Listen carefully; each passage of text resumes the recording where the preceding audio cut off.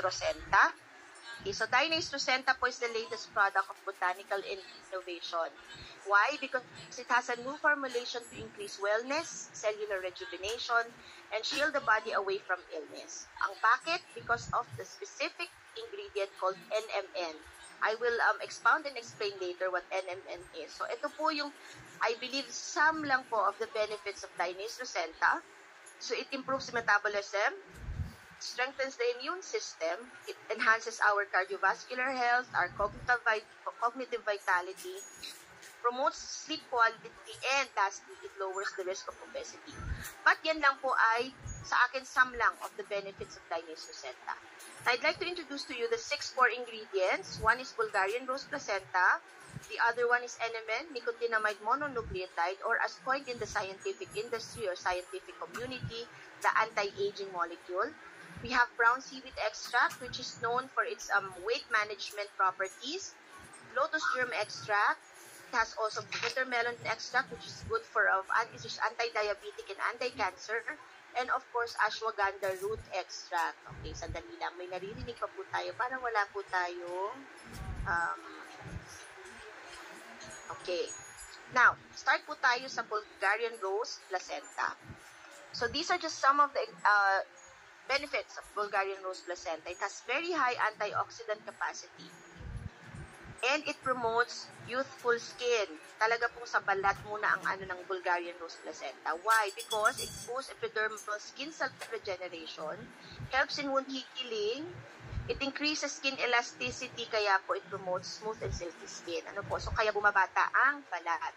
But what's more important po about or more notable about Bulgarian rose placenta is because it is the ultimate stem cell, phytoplacenta. So, ano ba yung stem cell? Diba? So, let me introduce to you what stem cell is. But before we go to what stem cell is, I'd like to first discuss to you what cellular damage is muna. So, ang healthy cell daw po, ang healthy cell has a cell membrane that is soft and permeable. So when it's soft and permeable, it allows nutrients to easily go in and it allows toxic waste to easily go out. Mabilis, madali, because healthy. Now when a cell becomes unhealthy, the membrane is hard and rigid. Now when it is hard and rigid, it will be difficult for nutrients to get in and difficult for toxic waste to get out. Na imagine niyo a toxic waste na hindi mailabas. Tayo, constipated, hindi tayo makadumi ng ayos. Dadating sa point na mahihirapan tayo, magkakasakit tayo. Why? Because you're being poisoned from the inside, right? So it's not very different for an unhealthy cell. Now, kailan na nagkakaroon tayo ng unhealthy cell? When diseases, disorders manifest. Tama? So, pagka nagkasakit na tayo, we start to take check up sa doktor. Kailangan mo na ng gamot. Ito, pang maintenance mo. Diabetic ka, you need this. So, may medication na tayo, meron na tayong supplements, and we also become more, mas conscious ngayon tayo sa diet natin, di ba? Kasi nga, meron tayong inaalagaan, meron lang tayong kondisyon. But the problem there is, when our cells are already unhealthy, whatever medication, supplementation, and healthy diet we do, it will not really work anymore. Why? Kasi nga po, hindi na siya kayang i-absorb ng cells natin. Because unhealthy na siya right? So, pagka ganong unhealthy na, hindi na papasok whatever nutrients we want to we eat. Whatever we eat na healthy, hindi na rin. So, what do we do? Anong kailangan? So, the thing is, we have to repair at cellular level. Right? So, how to do that? That's where stem cells come in. So, what are stem cells? Okay, ito muna. Ayun na naman gumana kung na ang aking internet. Pasensya na po kayo. My internet is yan. So, what are stem cells? Stem cells are often called the master cells of the body. Okay? Nag-X. Sandali lang po. I would like to pause the share because something is wrong with my file. I-reload ko lang po. Bakit kaya nag-X? Dali lang po. Apologies po everyone. Kung kailan exciting part na, what are stem cells na, dun pa siya nag-exit.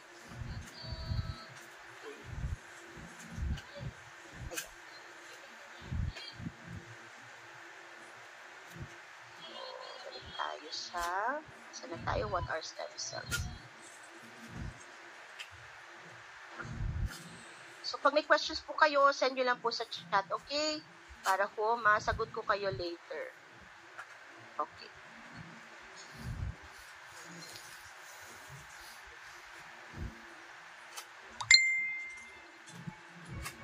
Dali lang po. Ayaw nyo mag-play.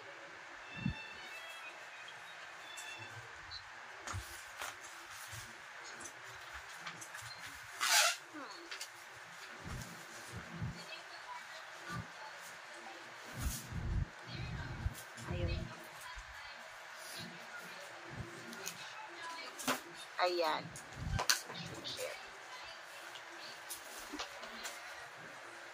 Ayan, okay. So, what are stem cells again? As I mentioned earlier, okay, can I just double check? Nakikita niyo po screen ko? Can somebody confirm if you can see my screen? Type na lang po kayo sa chat box ng 111. 111. Yes, ma'am. Okay, thank you po, Miss Emily. Thank you, thank you. Okay. So, what are stem cells again? As I mentioned, stem cells are often called the master cells of the body. So they are considered the raw materials from which all other cells with specialized functions are generated, or what we call embryonic stem cells. So bakit? Bakit siya raw material? From the time po na mag-fertilize ang egg cell, nung pong mag-ipagbuntis tayo ng ating nanay, no po, yung fertilized egg cell na yun will develop into a zygote. And that zygote contains stem cells. And from there, dun po tayo na-develop. Si stem cells would divide.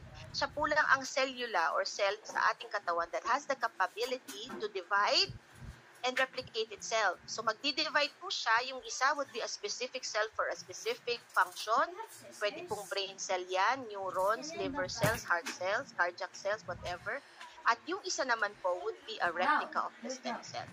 So if you have a replica of the stem cell, tuloy-tuloy lang po ang pag-replicate niya. Hindi siya mawawala. And with that po, with embryonic stem cells, from the time na ma-conceive tayo up to maturity, embryonic stem cells po ang nag-develop at gumawa kung ano ho tayo ngayon, literal. No po. Now, when an organism fully matures, ang natitira po sa atin is what they call somatic or adult stem cells. And its basic function or main function is to repair. It is considered the repair mechanism of the human body. Kaya isipin nyo ang galing ng Diyos kasi ipinagkaloob niya sa atin yung katawan na kayang magpagaling ng sarili. We can actually cure ourselves with stem cells. However, as we age po kasi, stem cells po ay bumababa ang concentration o yung dami. Actually po, by the time we reach 13 years old, ano na po yan, pababa na po, pa-decline na po ang concentration ng stem cells sa katawan. If you would remember po ang isang bata, or tayo po ng mga bata, diba madadapa tayo magkakasugat. Uhugasan lang ng sabon, safeguard lang yan. Minsan nga, sabong panlaba pa, diba? Safeguard, hugasan, pabanlawan, tuyuin. After a few days, magaling na siya. Why? Because kung bata tayo, until the age of 12, mataas pang concentration of stem cells in our body. And we can easily repair, we can easily regenerate. Pero po, once po tayo ay nag-reach ng 13, nagde-decline na po yan. And from the time po na tayo 18 to 25 years old, more than 50% of stem cells in our body ay wala. Ganun po siya. And of course, alam na natin, habang sa pa-decline at sa padagdag ng edad natin, pa-decline ng stem cells. 35, once we reach 30, parang ano ba to, may nararamdaman na 40, lalo na, malabo na ang mata. Yun. Okay. Yun. Okay. Now, let's go to, ano naman yung gumuo? Ayan. NMN. Ito naman po. NMN or nicotinamide mononucleotide or what scientists call as the anti-aging molecule. Ito po yung benefits niya. Of course, number 1, anti-aging. Number 2, it improves cognitive vitality. And it improves cardiovascular health. Strengthens the immune system, is a great energy booster, and it improves eyesight and vision. But, I'll be honest, hindi lang po yan ang kaya or hindi lang po yan ang benefits of NMN. But before I expound on NMN, I'd like to first introduce to you another molecule which is called NAD+. NAD+ is or nicotinamide adenine dinucleotide. It is a naturally occurring molecule. It is also a coenzyme in our body that's very vital in our survival and longevity. Why? Because NAD plus po is needed in the production of energy in our cells. Energy in cells, continued production of energy in our cells would mean continued life for our cells and thus continued function, diba? So, ibig sabihin, ibig sabihin, with NAD+, tuloy-tuloy po ang buhay ng cells. Parang battery yan eh. Actually, the battery of our cells is what's called mitochondria. And NAD is needed by the mitochondria for energy to be produced. However po, as we age, and this is scientifically proven, habang dumadagdag po ang edad natin, NAD+, nagde-decline. Yung production po natin, natural production po ng katawan ng NAD+, nagde-decline habang nadadagdagan ang ating edad. And with that decline, dun po malaki po ang relation po niya into the development of all age-related diseases. Okay, just check. Bakit ano? Ayun na naman. Sandali lang po. Something yan. Okay, so kita nyo po dito, by the time you reach the age of 60 or 80, kita nyo na halos dumapa na yung NAD. Ito po, let me just show you. Diba? Ito siya, oh. You could look at this. Halos dumapa na. Wala na halos, right? And NAD is very vital because it is proven po na NAD ang kailangan ng mitochondria for continued cell life. Now, ano ba yung mga age-related diseases? So, sa decline po ng NAD sa katawan natin, ito po naman ang nagde-develop. Of course, neurodegenerative diseases like Alzheimer's, dementia, and Parkinson's. We have vision and hearing impairment, liver disease and dysfunction, diabetes, cancer, osteoporosis, age-induced obesity, osteoarthritis, stroke, sakit sa puso, sakit sa baga, sakit sa ating mga bato or sa kidneys, of course. So these are just some of the age-related diseases which are related to the decline of NAD in our body. Okay, so sasabihin nyo sa akin ngayon, paano ngayon related yan dun sa core ingredient na NMN, right? Kasi nga naman, di ba, NMN is our core ingredient. So let me just, ayun na naman yan. Okay. NMN po, ito ang role niya. Si NMN po kasi is actually, or ganito po, NAD plus po cannot be produced outside of the body.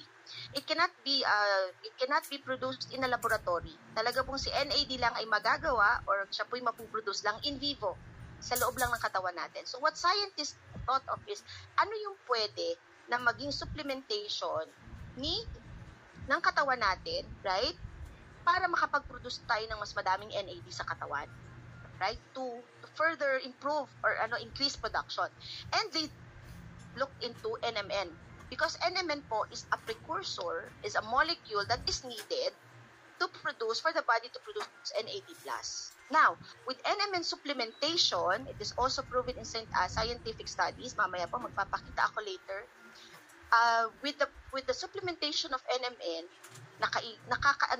nakaka-induce or nakakatulong to produce more NAD to increase the NAD levels in the body. And with the potential benefits of boosting NAD+ with NMN, it really can extend to nearly all body systems. When you say extend, ibig sabihin, hindi lang po yan sa iisang parte ng katawan. Ibig sabihin nearly all body systems. So lahat po ng sistema sa katawan natin, whether that be circulatory, digestive, endocrine, lymphatic, whether it's skeletal, muscular, lahat po yan. It can extend. Yung benefits po of increasing the production of NAD+ in the body will extend to all body systems. At ang maganda po, there are also proven clinical studies that there are reversals. Meaning, mga may sakit sa kidneys, there is a reversal, meaning nakakaihi, nagfa-function muli ang kidneys. So with supplementation, of course. So ganyan po ka-powerful si NMN. Now, you can just imagine how powerful Rosenta is. We have stem cell through phytoplacenta, and then we also have NMN. Meron ka ng way to activate stem cells in your body, dormant stem cells, and we also have this supplement that can lengthen the life of cells, including stem cells in the blood. Okay. Hindi nag-scroll yung slide? Yes. Nag-start up siya sa what are the stem cells. Oh, nasa ano na po ako. Wait lang ma'am ha. Let's see. Okay. I will stop share and then I will share again. Ganon din po sa akin. Oh, what's wrong kaya? Dali lang mga ma'am ha. My problem is my internet right now. So I will share once again. Saan po nag-stop? So, stem cell. What are stem cells? Okay. Yes. Ang layo na. Layo na. Malayo na siya. Wait, I'll go back to the previous slides. Okay. Pero naintindihan nyo naman po yung explanation ko. Yes. And you heard naman po. Okay, sige. Balikan na lang natin. Let me exit. Okay, let me just exit. So, dito po tayo. Okay, let me just check. Babalik po tayo sa what are stem cells. Okay, so, ang sunod na po natin is ito. Okay, share ko na lang po ulit.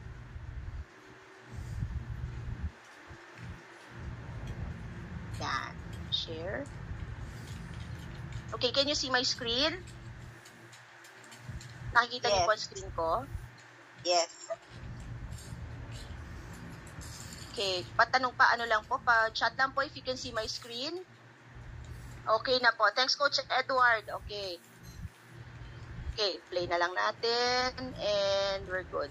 Yan, okay. So, NMN again, ito po yung kanina, as I mentioned, is coined as the anti-aging molecule. So, these are some of the benefits po of NMN. We have improved cognitive vitality aside from anti-aging, improved cardiovascular health, strengthens the immune system. It is a great energy booster, improves eyesight and vision. Okay, so yan po yung, but these are just some. So hindi po yan lahat ng ano. Now, as I mentioned earlier, I would like to introduce again the molecule NAD+. Okay, so NAD+ is vital to our survival and longevity because it is needed po in the production of energy for our cells. So with energy na provided sa cells, continued provision of energy in our cells would mean continued function of cells. Ano ba yung function ng cells? Divide, repair, diba? Yun po yun. So this also is true for all stem cells. Now, as I mentioned earlier, okay, so as we age, nag-aano po talaga ang NAD+, bumababa po. So with that, it is also scientifically established that the decline of NAD+ in our body is related to the development of age-related diseases. So ito na po yung mga age-related diseases natin. And of course, ang role ni NMN, as I mentioned earlier, it's because NMN po is the precursor. Ay, lumabas na naman. Something is wrong. Okay. Yan. So, si NMN po ang precursor ng NAD+. Because I mentioned kanina, NAD+ cannot be made outside of the body, cannot be created in a laboratory. So, sa loob lang po talaga siya ng katawan pwede i-produce. So, what scientists did was create something or develop NMN. Actually, it's not really to develop NMN, but gumawa ng supplements na NMN to promote the production of NAD+ in the body. Now, yun nga po, the potential benefits of boosting NAD or the potential benefits of boosting the production of NAD+ in the body through NMN supplementation will extend and can extend to nearly all body systems. So, ito nga na-mention ko kanina, ayan po yung mga diseases, and it can be reversed through the aid of NMN supplementation. Okay? Okay. So, let's go now to the next. Ito. Now, hindi po ako doktor, to be honest. Ako po ay advocate ng stem cell because natulungan po ng malaki ng stem cell ang paglakad ng asawa ko. But why am I so confident? Bakit ako ganito ka-confident na magsabi? Because there's established clinical studies po from scientists, doctors, and of course from Harvard University showing po the benefits po of NMN supplementation. So this one, it can improve aged heart function. This one naman can of course cut weight and cholesterol and blood pressure in overweight adults. So makakatulong kasi nga diba it improves metabolism. So this can also help in of course the cardiovascular health of a patient. This one naman, treating elevated systolic blood pressures at saka yung arterial stiffness, yung mga naninigas na ang mga arteries, yung mga nangangapal na ang lining ng kanilang mga ugat o sa puso, yan. Can also be helped by NMN supplementation. It can limit the growth of breast cancer cells, and it can also help in limiting the spread. So, ibig sabihin, magaling din po ito for those po with breast cancer. Helps in, of course, improving sleep and physical performance in aging or older adults. Diba? So, makakapagpalakas kasi nga magaling siyang energy booster. It can also reduces the mortality risk of people who have undergone chemotherapy. So, ibig sabihin, for those po na nag-undergo ng chemo, we all know people have undergone chemotherapy. My husband has undergone chemotherapy for 6 months. Literal po talaga na halos papatayin ang katawan ng pasyente. And majority of people who have cancer, they don't die because of the cancer. They die because of the complications brought upon by the chemotherapy. Why? Because chemotherapy would give us a lot of side effects. Diba? You'll develop, bababa ang iyong blood chem. Lahat. Diba? Hihina ang iyong immune system. So, kahit anong sakit pwedeng kumapit sa'yo na napakadali. But, if you pair it with NMN supplementation, it can help in preventing those things, those symptoms or side effects, but at the same time, provide the body, the patient of the body's patient with more energy. Hindi sila manghihina, okay, because of NMN supplementation. It can also help in those with people with Alzheimer's. Okay, so nakakatulong din i-improve or kahit papaano, yung nagsasuffer po ng Alzheimer's will be able to, ma-improve yung condition nila. I'm not saying po na mapapagaling because hindi po naman talaga lahat gamot. But what I'm saying is whatever condition we may have, the product can help. Okay? So this one, for those po na medyo gusto pang magkaanak, hindi pa rin nagkakaanak at medyo may edad na, nakakatulong din po sa fertility. It can also help in those na may mga diabetes at hindi pa rin nagkakaanak due to male infertility. Ayan po, matutulungan din ng NMN. Okay, so it can also modulate the immune response to COVID-19. NMN din po yan. And it is also proven that can inhibit or kaya niyang pigilan na mahawa sa COVID-19. And lastly, this is one of the clinical studies that we have. Okay. Para okay. Kidney function. Ito po yung na-mention ko kanina na dialysis patient, pwedeng i-reverse. Unlike in the norm, pagka dinadialysis ka na, you're already a candidate for kidney transplant. But, it can be reversed. Meaning, hindi mo kailangang transplant. Kasi, makakaihi at makakaihi ang pasyente. Now, the other core ingredients, we have lotus germ extract, which is very good for the skin also. It stimulates the production of collagen, which is also good for the skin and for the bones and joints. Regulates the metabolic process. It reduces the production of melanin, kaya po nakakaputi, and reduces the risk of Alzheimer's disease. Okay? Then another one is ashwagandha root extract, a very famous ingredient in Ayurvedic medicine, which is a good provider po of stress relief. So it really reduces anxiety, relieves a person of stress. It can promote better sleep, but it can also boost male infertility, regulates the blood sugar, and lowers the cholesterol. Okay, so blood cholesterol. So how do we, ito po added slide to. So aside from those core ingredients, ito pa po ang iba pang ingredients na meron si Rosetta. So it has 11 types of vitamins, 15 types of minerals. We have enzymes and alfalfa, clove, and coenzyme Q10. And how do we consume? 1 sachet under the tongue. So, ibig sabihin, hindi po siya dadaan sa first pass metabolism dahil i-absorb immediately po ng katawan through our sublingual glands. Now, once it's absorbed through the sublingual glands, diretso na po yan sa ating circulatory system and i-distribute na po yan immediately through our circulatory system. If you want to have faster results, you can take 2 or 3, maximum 3 as per advised by our licensed pharma. But, of course, as a reminder, you please consult your doctor first if you are allergic kayo sa any of the ingredients of Tynase Rosetta. Okay, the next product is Immunoglow. This is a very first jelly, collagen jelly with stem cell, of course, in the market. Of course, Immunoglow is aimed to boost immunity, delay the aging process, reduces inflammation, and maintains youthful and supple skin. Its three main ingredients, sea buckthorn extract, ginseng stem cells, and marine collagen. So si sea buckthorn po is very good at strengthening the immune system, slows down the aging process by protecting the skin, supports the digestive system, enhances heart and liver health, is a very good anti-inflammatory and can regulate blood sugar levels, and it is also useful in relieving symptoms of menopause. Plus, you can also include this, isama ninyo or isabay ninyo sa chemotherapy because it can enhance anti-cancer treatments. Okay, so that's sea buckthorn.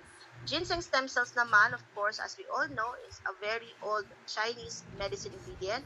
Boosts the immune system. It improves mood and relieves stress. It can help in fighting cancer and can relieve menopause symptoms. It has a potent anti-inflammatory property. Of course, it improves sexual libido also. It improves brain function and lowers blood sugar levels. So, yun naman po ang kanyang mga benefits. And kung saan ang galing ang collagen natin, of course, came from marine collagen, specifically po sa fish scales. Fish skin and fish scales po, doon po kinuha ang marine collagen. It improves, of course, skin elasticity and hydration. Collagen is not just good for the skin, as I mentioned, it's also very good for bone and joint health.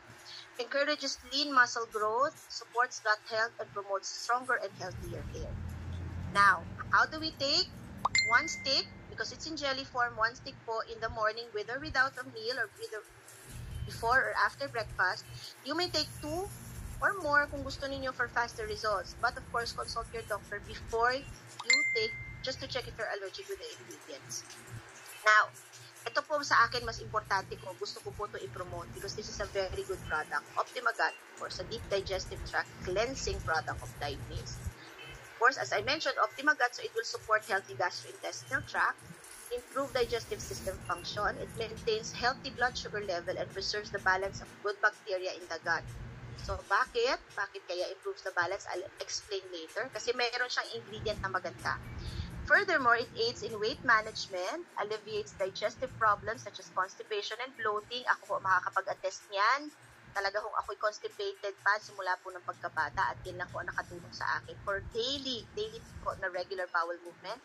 Improve nutrient absorption, supports a healthy immune system, and enhances the natural energy levels. Now, I'd like to give emphasis to the importance of having a healthy digestive tract or a healthy gut. No po. Bago tayo pumunta dito sa ingredients. One of the, meron po kaming nakakilala in Malaysia na isang naturopath doctor. And he said, a healthy gut or a healthy digestive tract means a healthy person. Why? Because nutrient absorption happens in the gut and waste, paglalabas ng waste, also happens there, right? So, nutrient absorption happens in the small intestines, and of course, yung paglabas natin ng ating bodily waste happens, of course, from the large intestine palabas, right? So, imagine niyo, as I mentioned earlier, cellular damage. Ang isang unhealthy na cell, pag hindi na nakakapaglabas ng toxins na po poison, ganun din po tayo.